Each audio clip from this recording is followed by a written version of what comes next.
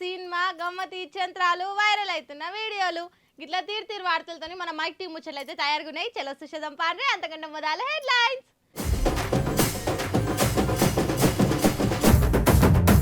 కోట్ల దాంక పోయింది తిరుపతి లడ్డు పంచాది, కోట్ల మంది భక్తులకు పట్టుకుంది పెద్దరంది. సెంట్రల్ మినిస్టర్ తలదేస్తే ఇస్తాడట ఎకరం జాగా, ఎమ్మెల్యేనే అయ్యుండి ఇట్లా మాట్లాడితే ఏమనాలిగా.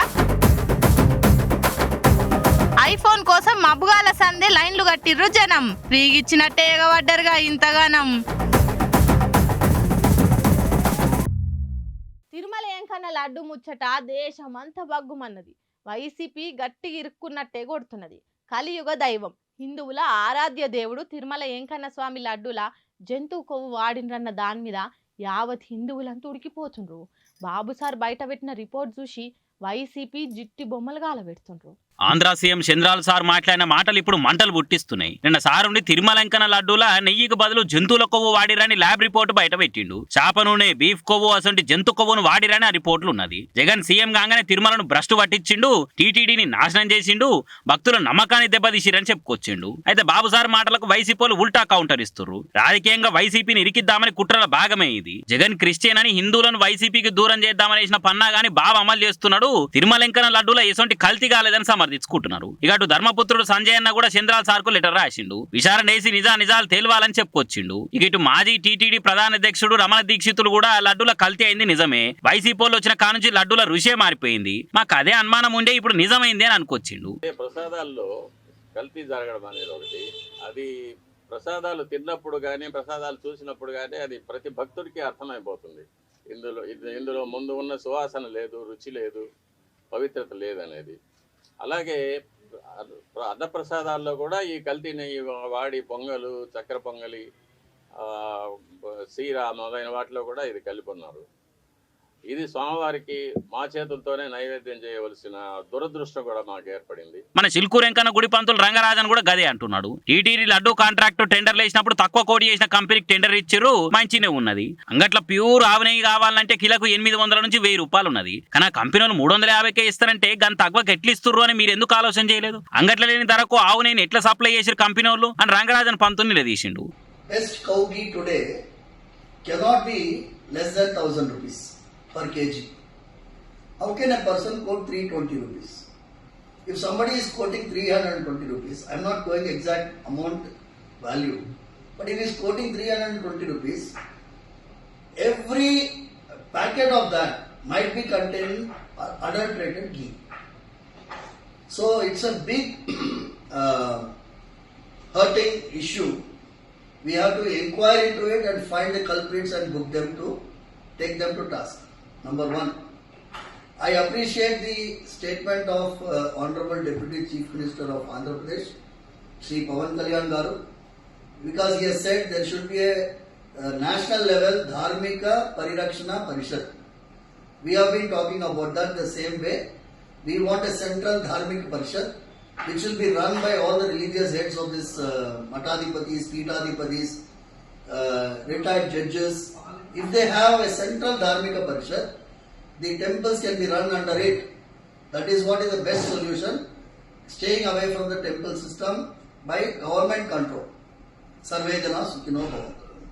అట్లనే ఆలయాల పరిరక్షణకు పీఠాధిపతులు, సాములు, రిటైర్డ్ జడ్జిల సొంటలతోటి కేంద్ర ధర్మ పరిషత్ పెట్టించి దాంతో పర్యవేక్షణ చేయాలి అని అనుకొచ్చిండు. ఇక ఉత్తర భారతదేశంలో అయితే ఉద్యమాలు చేసుకుంటూ ఊగిపోతున్న ఎంకన్న భక్తులు. బండి సంజయ్ ఉత్తుతగా లెటర్ రాసులు కాకుండా కేంద్రంలో సహాయ హోంమంత్రి ఉన్నాడు కాబట్టి అననే ఏపీ సర్కార్ తోటి మాట్లాడి జల్దీగా సిబిఐ ఎంక్వైరీ చేపించి నిజాలు ఏంది అని నిగ్గు తెలిసి అసలైన ధర్మ పరిరక్షణ అనిపించుకోవాలని అంటారు ఈ సంగతి తెలిసిన వాళ్ళు. ఈనాడు మా రాజకీయాలలో అందరూ ఫ్యాక్షనిస్టులు లెక్కనే డైలాగులు కొట్టుకుంటుర్రు. నీ ఇంటికొచ్చా, నీ విల్లాకొచ్చా, దమ్మున్న మొగోన్వి అయితే రారా చూచుకుందామని వాచిపోయేటట్టు తొడలు కొట్టుకుంటారు. ఇక కొందరైతే కాని మాటలతోటి కారిచ్చులు పుట్టిస్తుండ్రు. గట్లనే కేంద్ర మంత్రి రవనీత్ సింగ్ బిట్టు రాహుల్ గాంధీ సార్ను టెర్రరిస్ట్ అని తిట్టుకొచ్చిండు. దాని మీద కాంగ్రెస్ వాళ్ళు బగ్గుమంటారు. ఇక మన ఖానాపూర్ ఎమ్మెల్యే ఎడమ బొజ్జన్న అయితే ఏకంగా ఏం ఆఫర్ ఇస్తుండో చూడురి.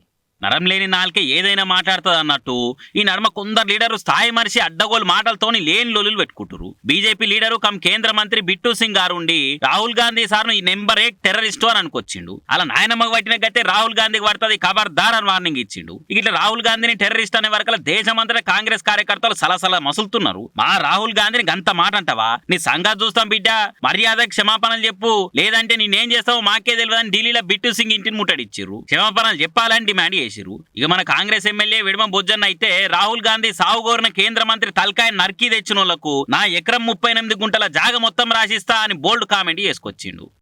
ఏదైతే రణవీర్ సింగ్ బిట్టు అతను అనుకున్న మార్గాన్ని వెనక్కి తీసుకోవాలి, తప్పకుండా వెనక్కి తీసుకోకపోతే తప్పకుండా మేము కూడా ప్రకటిస్తున్నాం. ఏజే ఖానాపూర్ శాసనసభ్యులు నేను కూడా ప్రకటిస్తున్నాను. అతని తల్లిని ఎవరైతే తీసుకొస్తారో మా నాన్న సంపాదించిన భూమి 1 ఎకరం 38 గుంటలు నేను కూడా రాసిస్తాను. ఎవరైనా తీసుకురావాలి. ఉన్నటువంటి ఆస్తి అదే, నాకున్న ఆస్తిని, మా నాన్నకున్న ఆస్తిని రాసియని నేను కూడా ప్రకటిస్తున్నాను. మరి కేంద్ర మంత్రి రవనీత్ సింగ్ బిట్టు తలకాయ అంటే మటన్ దుకాణంలో దొరికే మేక తలకాయ తెచ్చేతందుకు రాహుల్ గాంధీ దేశ పౌరుడు కాదా? ఆయనకు మాట్లాడే హక్కు లేదా? ఉన్నమాట అంటే ఉల్కెక్కువ అన్నట్టు బీజేపీని విమర్శిస్తే గంత జంకెందుకు? టెర్రరిస్ట్ అయిపోయి రాహుల్ గాంధీ ఎవరు పానాలు తీసిండు? పెద్ద పదవుల్లో కూర్చోగానే కాదు, బుద్ధి కూడా పెద్దగానే ఉండాలని చాలా మంది నెటిజన్లు సింగ్ అన్నకు టుంగులేస్తున్నారు. ఇక ఈ కాలంలో తొట్టెలున్న పోరల కాంచి 90 ఏళ్ల ముసలోళ్ళ దాకా ఫోన్ లేకుంటే పొద్దే ఓకుట అయింది. మార్కెట్లకు ఏదైనా కొత్త ఫోన్ వచ్చిందంటే చాలు అదేంది ఎట్లుందని పైసలు లేకున్నా క్రెడిట్ కార్డు గీకైనా ఆలీల తన అప్పు చేసైనా దాన్ని కొని వాడేదాకా పానం మూకోదు చాలా మందికి. ఇక ఇలా కొత్త ఫోన్ రిలీజ్ అయ్యే వరకల్లా చూడుండ్రి జనాలు ఎట్లేగా పడ్డారో. అప్పు చేసైనా ఐఫోన్ కొని వాడేటోళ్ళు తక్కువేం లేరు మన కాడ. పూటకింత కూటికి లేకున్నా, వంటింట్లో సామాన్ లేకున్నా మందికి చూపెడతానికి మాత్రం ఐఫోన్ ఉండాలి అని మస్తు ఫీల్ అవుతుంటారు కొందరు. ఇక అట్లా ఉన్నోడు లేనోడు చిన్నోడు పెద్దోడు అనుకుంటా అందరూ ఐఫోనే వాడుతుంటా అప్డేట్ మోడల్ కోసం తల్లాడుతుంటారు. అట్లనే ఊరిచ్చి ఊర్ల మీదకి అలా ఐఫోన్ 16 రిలీజ్ అయ్యే వరకలా ఏదో ఫ్రీగా ఇస్తున్నట్టే ఎట్లా ఎగబడ్డరో చూడురు. ఇక పొద్దుగాల కోడి కూడా ఊయక ముందే గుర్కాయన వండుకోక ముందే ముఖాలు కూడా గడగకుంటా ముంబై ఢిల్లీ ఈడాడని ఏం లేదు, 7 యాపిల్ స్టోర్ ఉంటే ఆడ జనాలు ఇట్లా కుప్పలు తెప్పలుగా ఎగబడ్డారు. ఆడున్న సెక్యూరిటీ వాళ్ళు ఎవర్రా మీరు అంతా నిమ్మలంగా నిద్రలేక కళ్ళు మూసుకుంటా తెరుచుకుంటా అలా ఆపలేక నెత్తి కొట్టుకుర్రాట. ఓరు నాయన జరే నిమ్మలంగా పోర్రా అయ్యా, ఆయనతో మందిలో దోసుకుంటా వాడితే తొక్కుకుంటా పోతటే ఉన్నారు గాని తోటలు లేపుదామని ఎవరు కూడా రారు. అయినా అంతే అన్నారంటారు గాని పైసలు పెట్టే కదా ఫోన్లు కొంటారు. మంచిదే, రిలీజ్ అయిన నాడే ఇట్లా పగబట్టినట్టు లైన్లు కట్టి వరద బాధితులకు పులిహోర పొట్లాలు వంచితే ఎగబడ్డట్టు మరీ గిట్లేగా వాడాలన్నా. రేపెల్లుండి కొంటే యాపిల్ ఫోన్ పైనాపిల్ ఫోన్ అవుతుందా బత్తాయిస్కాయ అవుతుందా? ఎన్నడు మారుతారో ఏమో ఇసొంటోళ్ళు అని కూడా కామెంట్లు చేయబట్టిరు ఆండ్రాయిడ్ ఫోన్లలో ఈ వీడియోలు చూసిన జనాలు.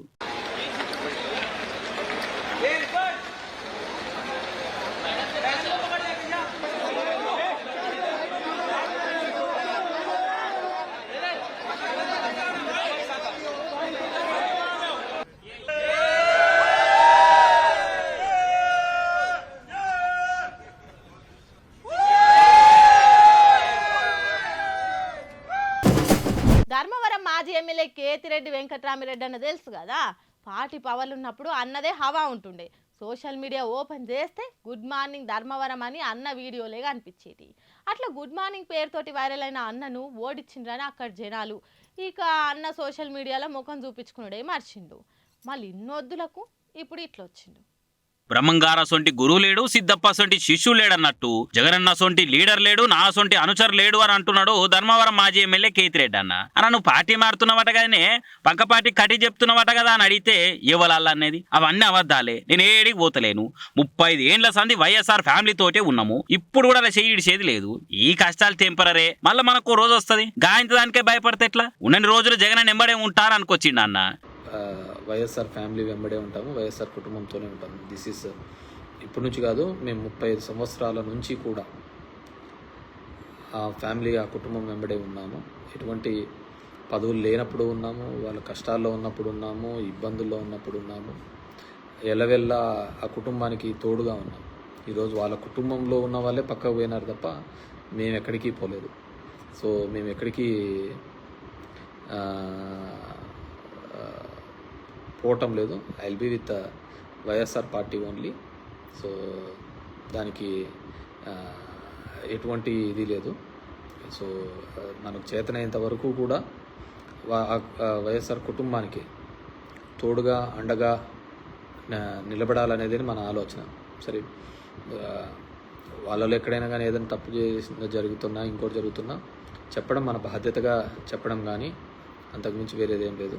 సో బేసిక్గా గెలుపు ఓటములు వీటి గురించి కంటే కూడా మనం నమ్ముకున్న వాళ్ళకు అండగా ఉండాలి అనేది నేను మొదటి నుంచి నాకున్న భావన. కొన్ని ఇబ్బందులు అనేది తప్పవులే, ఖచ్చితంగా మన మీద కొన్ని ఇబ్బందులు పెట్టే కార్యక్రమం చేస్తూ అంటారు. అలాంటివి చేసినప్పుడు కూడా మనం గట్టిగా నిలబడితేనే మన కెపాసిటీస్ తిరుగుతూ ఉంటాయి. మనము సమస్య ఉంది కదా అని అటువైపు బెండ్ అయినామనుకో ఇంకేముంటుంది, నీ యొక్క నువ్వు ఎంత స్టేబుల్ ఎంత స్టాండర్డ్ అనేది ఎవరికి అర్థం కాదు కదా. అన్న విధేయత చూస్తుంటే ఇప్పుడు నోళ్ళ దాంట్లో జగనన్నకు ఇంత నియతి గల విధేయుడు కేతిరెడ్డి అన్నే అనిపిస్తున్నాడు. పార్టీ ఎందుకు ఓడిపోయింది అన్నది కూడా అన్న నియతగా ఒప్పుకొని నెటిజన్ల ఫాలోయింగ్ సంపాదించిండు. వైసీపీ లీడర్లల్లా అంతో ఇంతో మంచి పేరు సంపాదించిన లీడర్లల్లా కేతిరెడ్డి అన్న కూడా ఒక్కడు. కానీ ఓడిపోయే వరకు పాపం నెటిజన్లు కూడా సాకేరు. కానీ ఏం చేస్తాం, టైం బ్యారుంటే అటిపండు తిన్నా పనిరుతో అన్నట్టు అయింది కేతిరెడ్డి అన్న పరిస్థితి. మండపంలో వినాయకుడు ఉన్నన్ని రోజులు భక్తితోని పూజలు చేసుడే కాకుండా అందరూ ఓనాడు తీర్క చేసుకుని అన్నదానం పెడుతుంటారు. అట్లనే ఒకళ్ళు అన్నదానం చేసిన వీడియో ఇప్పుడు మస్తు వైరల్ అవుతుంది. అందరు చేసేదే అంతటా అయ్యేదే, ఇండ్లేముంది ఇచ్చేంత్రం అనుకుంటుర్లే.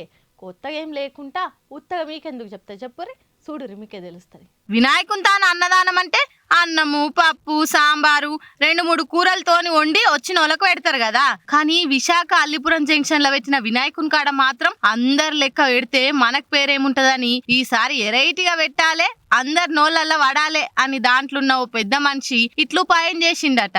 అరరే, Coca Cola, Fanta, veg biryani, sweet, lassi, అప్పడాలు, ఐస్ క్రీము, ఓ ఇట్లా చెప్పుకుంటూ పోతే నోరు పోతుంది. కానీ ఐటమ్స్ అయితే ఓడిపోయి ఇట్లా ఒక్కొక్కరికి 2 లీటర్ల కూల్ డ్రింక్ ఇచ్చిరట. ఈ తీర్ల అన్నదానం పెడుతున్నారని ఎరకగానే చిన్న పెద్ద ముసలి ముతక అని తేడా లేకుండా అందరు వచ్చి లైన్లో నిలబడ్డారు. ఇక ఇంతమంది వచ్చేసరికి ఉప్మా రవ్వ వేస్తే రాలనంత జనం ఉన్నారట. ఇక దీంట్లోనే ఎస్ఐ సార్ కూడా వచ్చి దేవునికి దండం పెట్టుకొని బంతిలో కూర్చున్న వాళ్ళ కూల్ డ్రింక్స్ వంచిండు. ఆడున్న దాంట్లోనే ఒకరు వీడియో తీసి సోషల్ మీడియాలో పెట్టుడుతోని బుల్లెట్ బండి కంటే మాస్క్ ఉరికేసరికి ఇదెక్కడి మాసరా మావా, గిది నేను ఏడ చూడలే అంటుర్రు ఇది చూసిన వాళ్ళంతా. కానీ ఏ మాట కామాట మస్తు పెట్టిర్లే.